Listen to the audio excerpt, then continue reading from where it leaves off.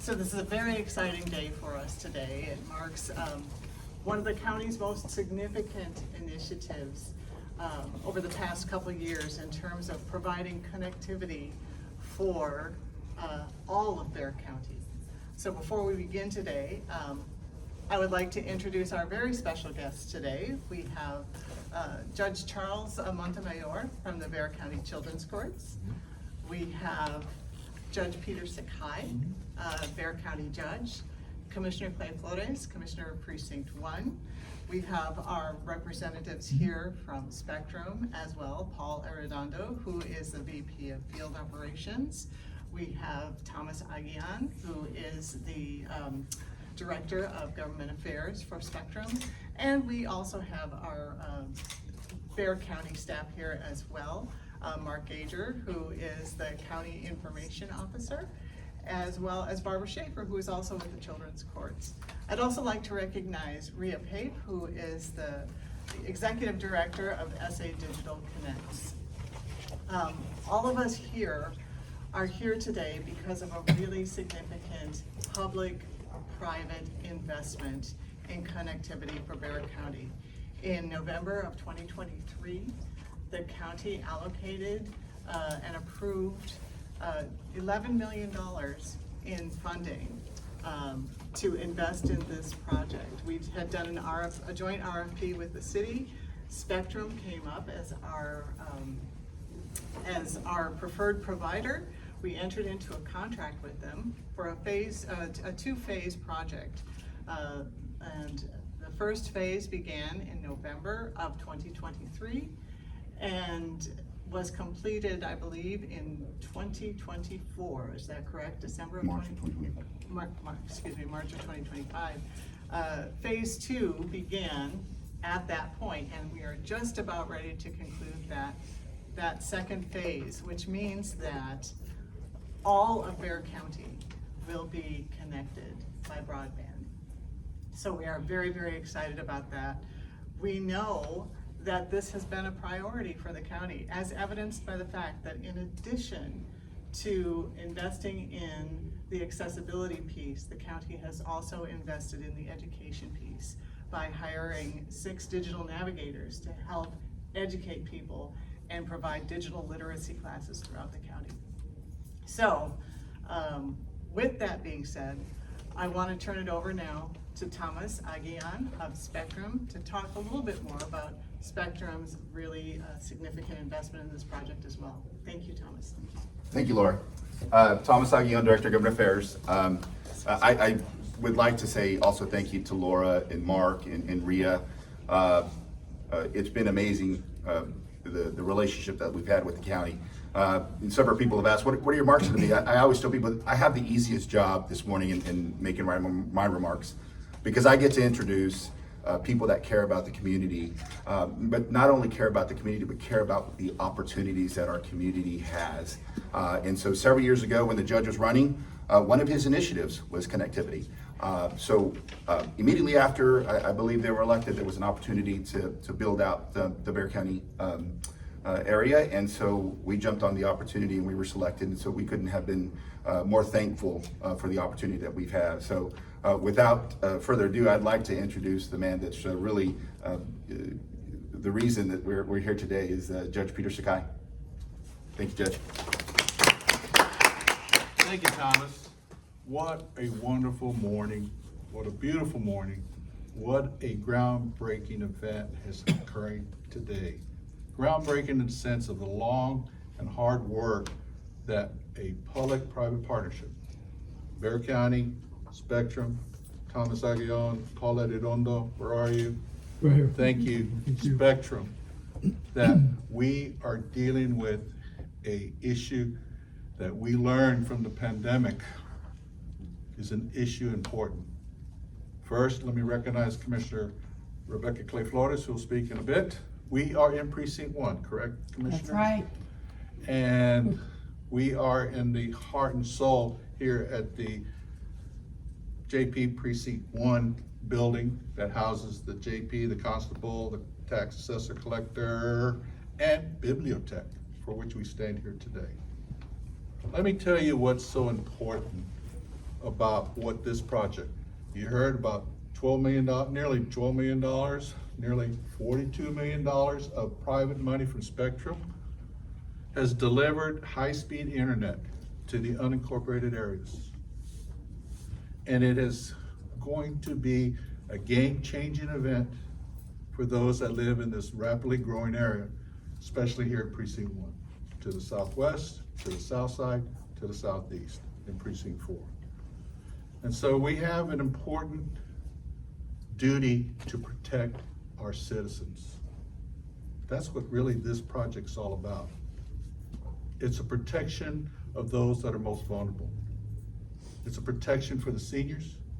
It's a protection for the disabled. It's a protection for the veterans. And more importantly, it's a protection for the working families of our community. This is an issue of public safety, so that people have connection to those services they need, those first responders that must come out there. To have access for whatever resources they need. It's an issue of public health, so that they can get information or download whatever resources we have in our county. And it's also part of infrastructure. It's also part of economic development. As we have this explosive growth here in Precinct 1, much to the credit to Commissioner Rebecca Clay Flores, we have to keep up to the needs of our community. So thank you to Bexar County. I want to recognize Mark Gager, our BCIT, our Information Technology Director, who was an integral part, because we had a lot of conversations, Mark, about we've got to get this job done. We've got to complete it.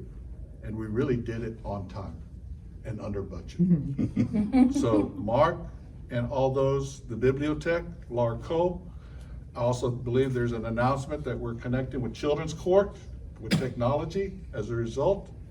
So we're truly providing, protecting, and doing our very best to keep our citizens safe and secure.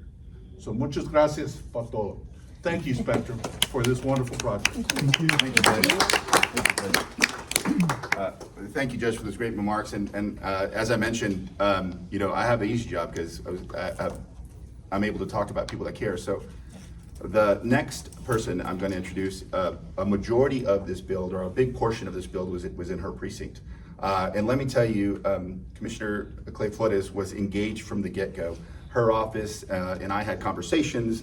We had briefing updates throughout the build, and just watching her be involved and understand what this impact was going to mean to her residents in her precinct was amazing. So always great to see when we have elected officials that really care and want to provide those opportunities. So Commissioner Clay Flores, thank you. Good morning. Good morning. Welcome to the Buenos South dias. Side. Buenos dias. Bienvenidos al sur de San Antonio. So I'm really excited about this. Talking about being under budget.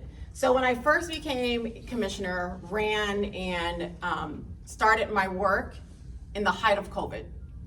So everything was shut down. Kids couldn't go to school. You guys know what happened. And for kids like me, when I was growing up, you didn't have any kind of, computer or anything. But there are children on this part of town and other parts of town who didn't have internet access, and were trying to figure out how to keep up with their schooling. So there are countless families who would come if they had a car and park nearby. Laura, you can attest to this, to try to get the Wi-Fi so that they could try to do their homework, so that they could try to keep up. You had seniors who were like, telehealth, what in the world is that? How do I talk to my doctors?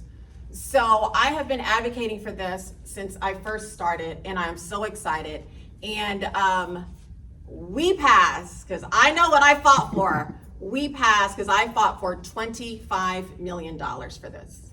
Fortunately, we put out the bid, Spectrum got it, and they were able to put in a lot of their own resources, and so we didn't have to spend the $25 million. So the balance of that we were able to allocate to other things, and so we ended up spending a little under, I guess, $12 million. So that is huge, because you never hear about, a government entity passing $25 million and not even using half of that. So that deserves un fuerte aplauso for those of you who aren't holding